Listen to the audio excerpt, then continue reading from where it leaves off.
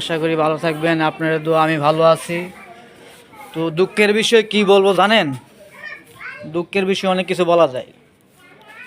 দেখেন, একটা যা বলবো বাস্তবের কথা এবং আপনারা সবারই কাজে দিবে এবং সবাই একটু গুরুত্ব সহকারে শুনবেন। ভিডিওটা অনেক লং হতে পারে, কেউ রাগ করেন না, একটু ভিডিওটা ধৈর্য সহকারে দেখবেন। একটু কথা থাকবে একটাই, আমার কথা বলার পরে কথা একটাই থাকবে, ভিডিওটা একটু বেশি বেশি একটু শেয়ার করবেন। শেয়ার করবেন তত একটু ভালো হবে সবার জন্য।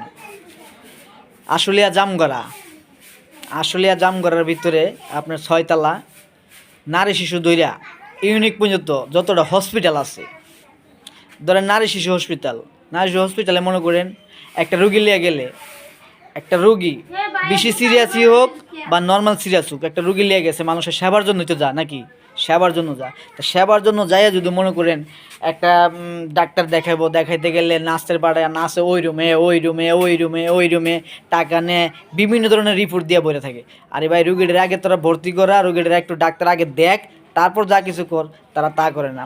যখন নাচরে বলা হয় এটা করে না, নাচে উল্টার রিপিট করে আপনারা বুঝে পড়লে থাকেন, নাহলে জানগা। আরে ভাই, তুই নাচ হইছ, তুই একটু আমাদের সেবা দিবি, একটা রুগী লেগে গেছি সেবা দিবি।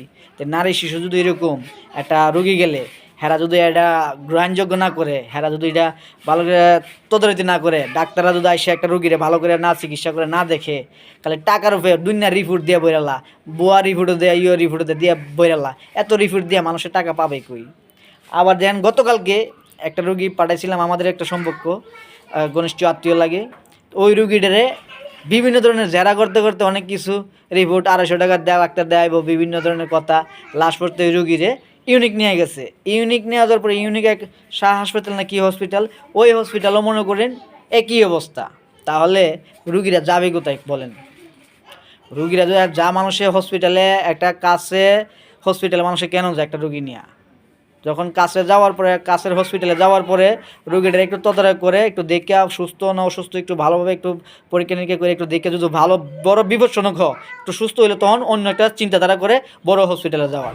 আশেপাশে হসপিটালে যা মানুষের সবার আগে কেন সবার আগে যা গেলে রুগীটা যেমন তাড়াতাড়ি একটু সুস্থ হয়, একটু ভালো হয় তাড়াতাড়ি। তাহলে আশেপাশের হসপিটালগুলা যেমন 6 তলা থেকে ধরে নারী শিশু ধরে আপনার ইউনিক পর্যন্ত যতটা হসপিটাল আছে জানেন, একটা হসপিটালে ঠিক কইরা রুগীরা ভালোভাবে সেবা পাচ্ছে না।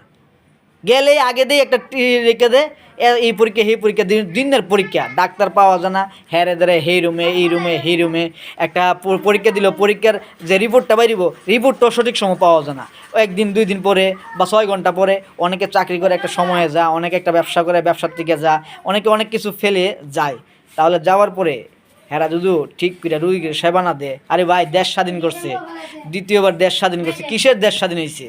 ছাত্ররা বলে সব কিছু দেখে, বৈষম্যের ছাত্ররা সব কিছু করে, বৈষম্য বিরোধী আন্দোলন করছে, দেশ স্বাধীন করছে। কি করছে ভাই? কিচ্ছু না। এগুলা কিচ্ছু হয় নাই। এই 2 নম্বরই কাজ সাজি, এগুলা দালাল, এগুলা হসপিটাল, এগুলা অগরচনা এবং নাশকতা, এগুলা থাকবেই ভাই, এগুলা থাকবে, এগুলা দূর করে দেওয়া। সোনার বাংলাদেশে এগুলা থাকবেই।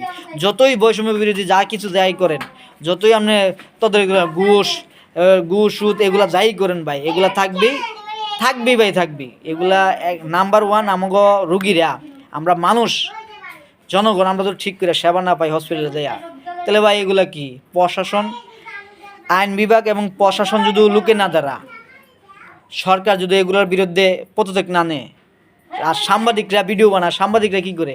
সাংবাদিকরা তো এডি করতে পারে, সাংবাদিকরা আর পিছে ধরে না, খালি মুখ দা কই ভাই। তাই আমরা জনগণ চাই এটার ভিতরে একটু লুকে দাঁড়াতে এবং জনগণ এটার বিষয়ে একটু কথা বলার জন্য এবং প্রশাসন এটার বিষয়ে আলোচনা করার জন্য চাই সবার কাছে। এটি ভাই, ভিডিওটা বেশি বেশি একটু শেয়ার করে দেবেন ভাই। আমিও একজন ভুক্তভোগী, অনেক রোগী ভুক্তভোগী হয়েছে। কালকে একটা রোগী ভুক্তভোগী হয়েছে, লাস্টে গণসভায় নিয়ে ভর্তি করছে ভাই। তো দয়া করে একটু ভিডিওটা বেশি বেশি শেয়ার দিবেন, একটু ভালোবাসার সাথে থাকবেন, পাশে থাকবেন। Love you.